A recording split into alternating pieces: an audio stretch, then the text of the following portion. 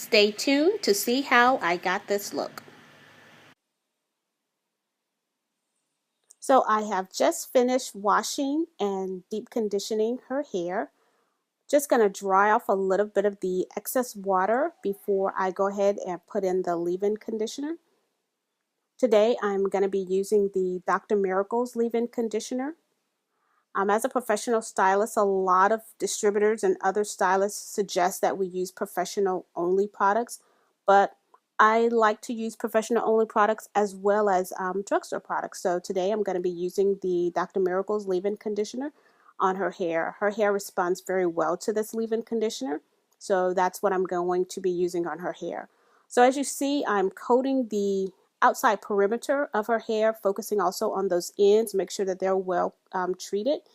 And then I'm going to just go ahead and put a little bit into that middle section. Sometimes that section seems to get lost as far as getting coated with conditioner. So I'm just going to go in there and make sure that her hair is fully coated with the leave-in conditioner.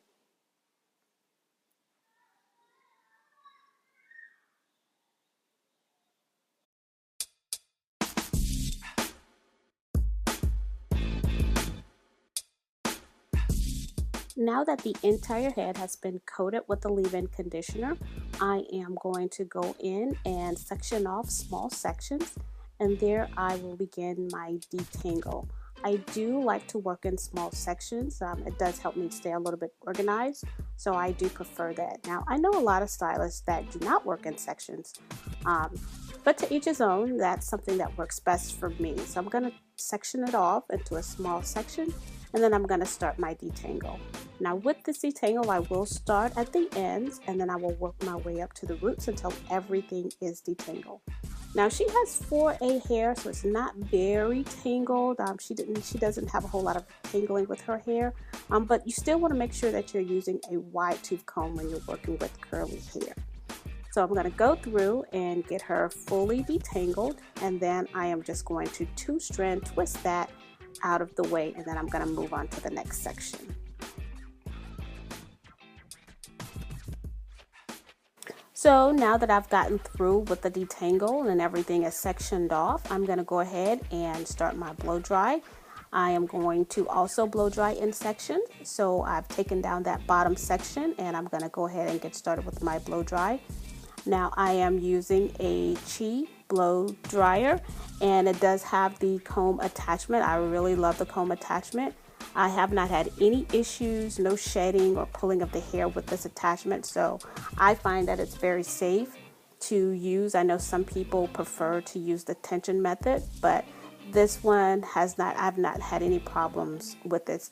Another thing that I like about this one is it's very lightweight. So if you're going to be standing up doing hair all day, this is a very good blow dryer to use because it's very lightweight. It's lightweight, yet it's powerful. So I can get a very good blowout. I can get it done very quickly.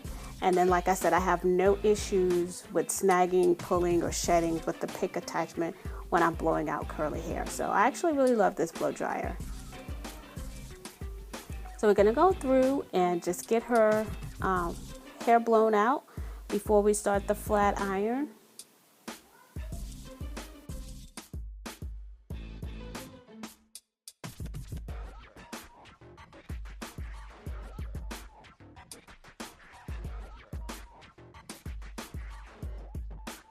I don't know if you can tell, but when I'm using this blow dryer, I do like to put a towel around the client's neck because that bottom section, that heat can really be hot on their neck. So I like to kind of add a buffer.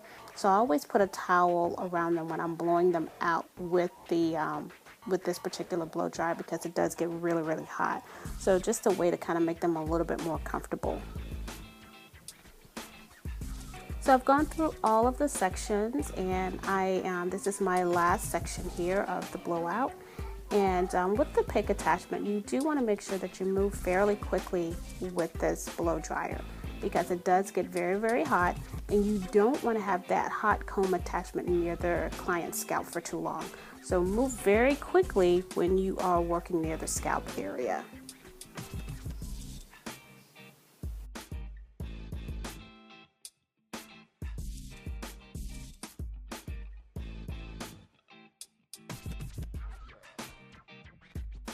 So before the blowout, I did use the Chi Iron Guard heat protectant spray. So now we're getting ready to start the flat iron. And as an added measure of heat protection, I am using the Ete Butter Shine cream. And that also has a heat protectant in it. So I just want to make sure that we do everything that we can to protect the hair from the heat. Now I am using heat temperature. I think I have my flat iron set on about 410. So I'm using 410 temperature on our hair. I'm just doing one pass, and I am using very small sections. Now you do want to make sure that you use very small sections just to make sure that you get a good flat iron with that. And I do use the tap tap and the comb chase method whenever I do my flat iron. I find that that kind of helps it smooth out a little bit better. It just works for me, so that's what I do. I use the tap tap and then I use the comb chase method for my flat irons. I do apologize for the camera angle and for me keep getting in the way. I thought I had everything set up so that you could get a good view, but I see now that probably isn't the best. But hopefully you can still see or get the gist of what I'm doing here. So as you can see, I am still taking very, very thin slices, and then I am sectioning that off, and then I am going to flat iron each very thin section. I am using one pass. She does have heat protectant on, so we should be good to go there.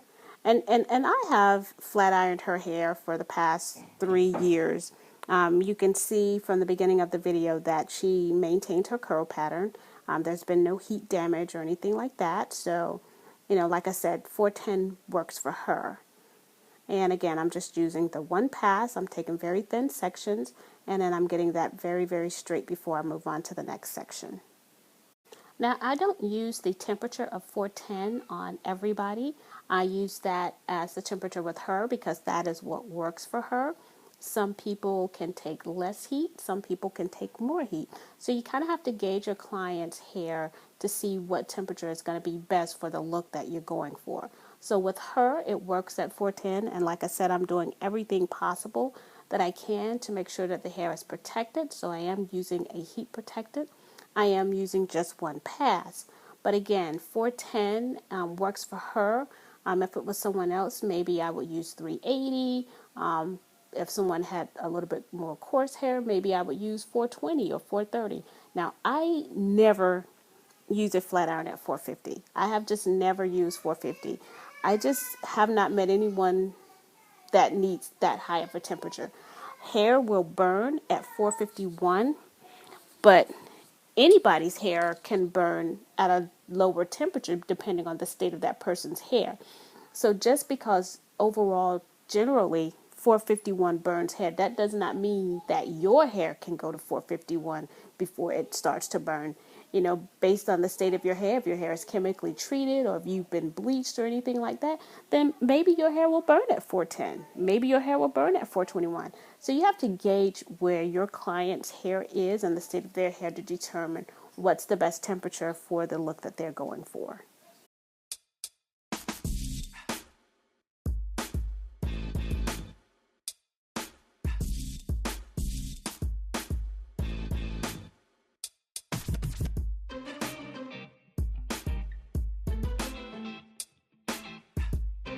So I just sprayed a curl spritz on her hair. This will leave her hair shiny.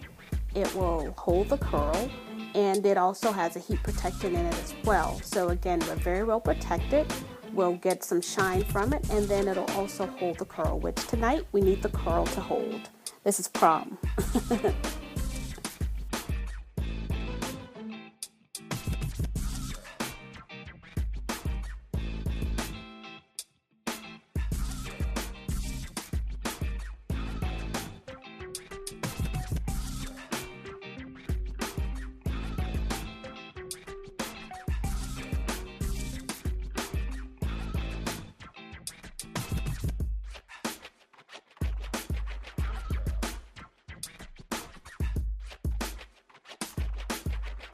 So I decided to go ahead and style or curl as I do the flat iron.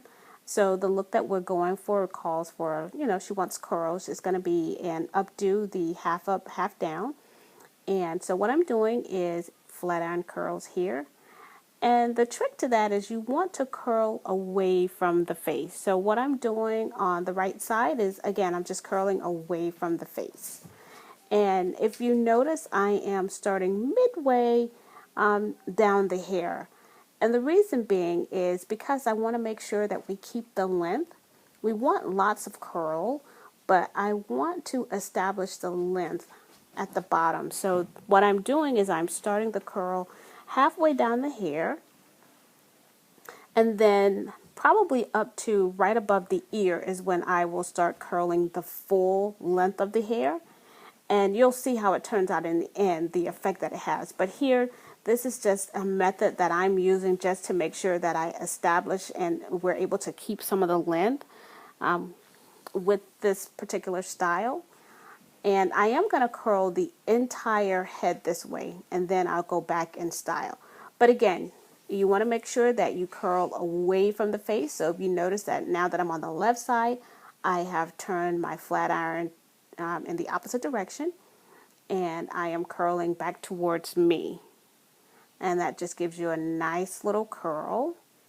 Follow all the way through because you don't want the ends to be sticking out. And then I do the little twirl just to kind of put it in place. And then, as the hair cools, then it kind of sets into place. So I just kind of twist it in the direction that I want it to go so that when it does cool and sets into place, that it's in the place that I want it to be. I absolutely love doing flat iron curls. Sometimes it works for the clients.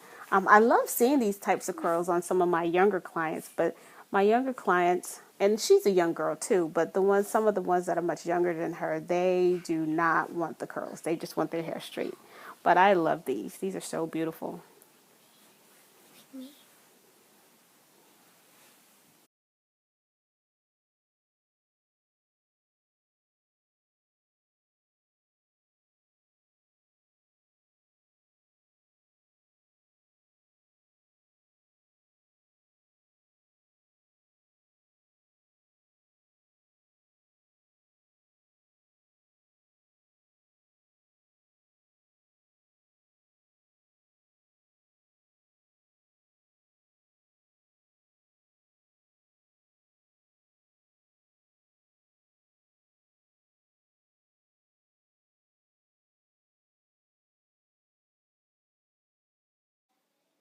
So here is the finished product, and as you can see, we have lots of curl, but we were also able to maintain our length. Now she's not wearing extensions or anything like that, so we wanted to make sure that we did maintain the length for this look. So what I did was when I started my curl pattern, I started at midway down the hair shaft in the back.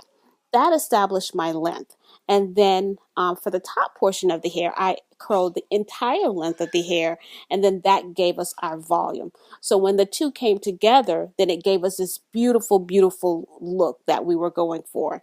So this is the finished product. I hope you enjoyed the video.